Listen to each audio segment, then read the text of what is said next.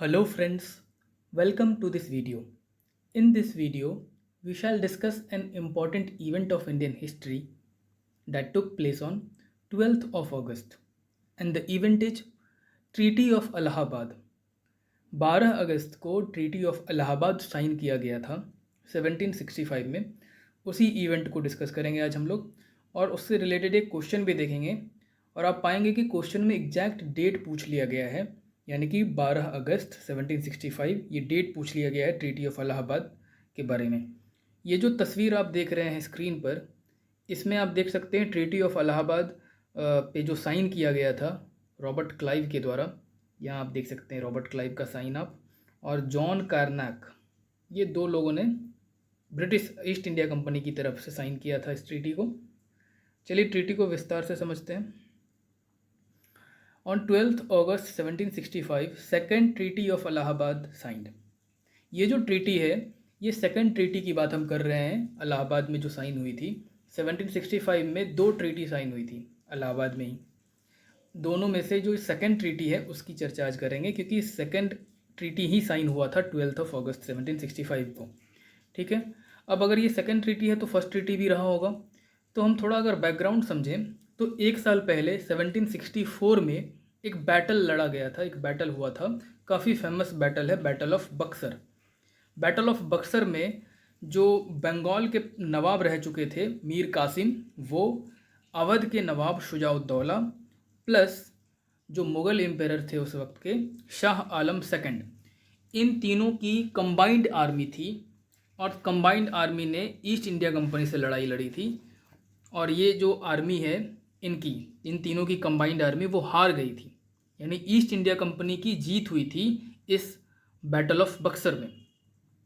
तो उसके बाद क्या हुआ, बैटल ऑफ बक्सर के बाद जो अवध के नवाब थे और मुग़ल एम्पेरर थे, दोनों के साथ एक एक ट्रीटी पे साइन किया गया, एक ट्रीटी दोनों के साथ किया गया।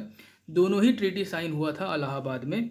ठीक है, ईस्ट इंडिया कंपनी की तरफ से रॉबर्ट क्लाइव ने इस वाले ट्रीटी को साइन किया था।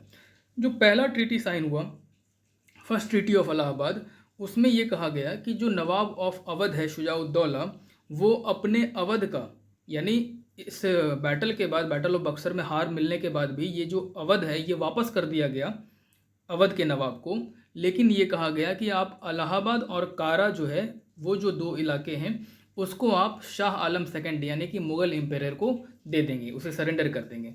ठीक है, तो अवध तो वापस कर दिया गया शुजाउद्दौला को, लेकिन नवाब शुजाउद्दौला को, लेकिन इलाहाबाद और कारा जो है वो वाला इलाका नवाब को कहा गया कि आप सरेंडर कर दो। तो उन्होंने किया ये इस ट्रीटी के तहत। कौन सी? First treaty. सेकेंड ट्रीटी पे अभी हम आते हैं। तो फर्स्ट ट्रीटी में वो हुआ।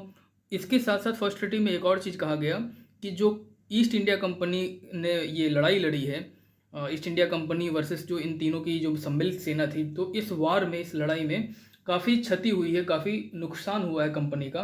तो नुकसान के हर्जाने के तौर पर 50 लाख रुपए, 50 लाख रुपीज़ जो है वो कंपनी को देना पड़ेगा। कौन कौन देगा? तो नवाब ऑफ अवध शुजाउद्दौला को देना पड़ेगा। तो ये था फर्स्ट ट्रीटी, जिसमें कहा गया कि आप इलाहाबाद और कारा का इलाका मुग़ल एम्पेरर को दे दीजिए और 50 लाख रुपए आप कंपनी को दे दीजिए, क्योंकि वार में क्षति हुई है हमारी। ठीक, अब आते हैं सेकंड ट्रीटी पे। तो ये जो सेकंड ट्रीटी है, ये treaty it was signed between Mughal emperor Shah Alam second and Robert Clive of East India Company. इन दोनों के बीच साइन हुआ। इस ट्रीटी में कहा गया, इस ट्रीटी में शाह आलम सेकंड से कहा गया कि शाह आलम सेकंड ने एग्री किया इस बात पर कि he will reside at Allahabad under the company's protection. ठीक है, तो कंपनी के प्रोटेक्शन में ये इलाहाबाद में रहेंगे, वही इलाहाबाद जो कि शाह आलम सेकंड को दिया गया नवाब शुजाउद्दौला के द्वारा। क्यों? क्योंकि ट्रीटी था, फर्स्ट ट्रीटी जो, उसमें ये कहा गया उनको कि आपको देना होगा शाह आलम सेकंड को।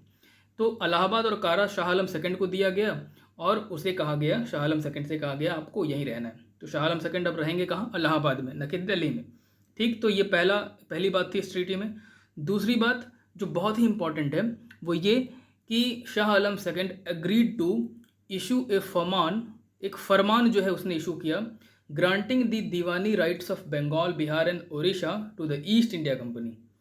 तो ईस्ट इंडिया कंपनी को दीवानी राइट मिला, किस इलाके का? बंगाल, बिहार एंड उड़ीसा का। किसने दिया? Shah Alam second, who was the Mughal emperor. तो मुगल एम्पेरर शाह आलम सेकंड ने दीवानी राइट्स दिया यानी कि right to tax, right to collect taxes. तो बंगाल, बिहार और उड़ीसा में जो रेवेन्यू कलेक्शन होगा, जो टैक्स वहाँ पे कलेक्ट किया जाएगा, वो कौन करेगा? मुगल एम्पायर के बिहाफ पर ये ईस्ट इंडिया कंपनी करेगी। ठीक है, तो ईस्ट इंडिया कंपनी को दीवानी राइट्स मिल गया। बदले में east India company 26 lakh rupees annual payment के रूप में जो मुगल एम्पायर है उनको दे देगा। ठीक है, इस ट्रीटी में एक और बात है, a provision of ₹53 lakh to the company in return for Nizamat function. Diwani rights तो मिला ही, साथ साथ निजामत राइट्स भी मिला, निजामत फंक्शन करने का भी राइट मिला। किसको? ईस्ट इंडिया कंपनी को। निजामत का मतलब कि जो पुलिसिंग है या जो डिफेंस का मामला है, जो मिलिट्री सर्विसेज हैं या जो जस्टिस से रिलेटेड चीज़ें हैं, वो कौन करेगी? कंपनी करेगी मुगल एम्पायर के बिहाफ पर, और इसके बदले में कंपनी को 53 लाख रुपीज़ मिलेगा। ठीक है, ये सारे फंक्शंस करने के लिए, पुलिसिंग, डिफेंस वगैरह के लिए। तो इसके बदले 53 लाख रुपीज़ कंपनी को दी जाएगी। ये भी इस ट्रीटी में शामिल था। ठीक है, तो एक तो कि शाह आलम सेकंड कहाँ रहेंगे? इलाहाबाद में रहेंगे। वही इलाहाबाद जो कि पहले ट्रीटी के तहत शुजाउद्दौला से छीनकर, नवाब ऑफ अवध शुजाउद्दौला से छीनकर इनको दिया गया, मुगल एम्पायर शाह आलम को। दूसरी बात कि इसे दीवानी राइट मिला, किसे? ईस्ट इंडिया कंपनी को। कहाँ का? बंगाल, बिहार एंड उड़ीसा का। बदले में 26 लाख रुपीज़ कंपनी उनको देगी एनुअल पेमेंट। और तीसरा कि निजामत भी राइट मिला दीवानी के साथ साथ, और निजामत राइट के तहत ये कंपनी 53 लाख रुपये लेगी और बदले में वो अपना वहाँ का जो पुलिसिंग है, पुलिस सर्विसेज है, डिफेंस है, वो सारी चीज़ें देखेगी। ठीक है, तो ये था second treaty of Allahabad which was signed on 12 August 1765, यानी आज के दिन 12 अगस्त को। अब क्वेश्चन पे आते हैं। ये question 48th to 52nd BPSC में पूछा गया था, जो 2008 में कंडक्ट हुआ था। ठीक है, क्वेश्चन है, emperor Shah Alam second gave the Diwani of Bengal, Bihar and Orissa to East India Company on option A 12 August 1765, option B 18 August 1765, C 29 August 1765 या डी 21 अगस्त 1765। तो चूंकि हम ये क्वेश्चन डिस्कस कर चुके हैं, so we are in this situation to answer this question, और इसका आंसर क्या होगा? ए 12 अगस्त 1765, है ना, 12 अगस्त 1765। ये कौन से ट्रीटी के तहत दिया गया था दीवानी? तो ट्रीटी ऑफ इलाहाबाद। ठीक है, देख सकते हैं आप कि किस तरह से क्वेश्चंस, जो चारों के चारों ऑप्शन है उसमें 1765 ये कॉमन है चारों में। तो सिर्फ ईयर से काम नहीं चलेगा, हमें डेट भी याद रखना पड़ेगा। ट्रीटी ऑफ इलाहाबाद जो साइन हुआ था 12 अगस्त को इन 1765। ठीक है, तो इस वीडियो में फ़िलहाल इतना ही। Thank you.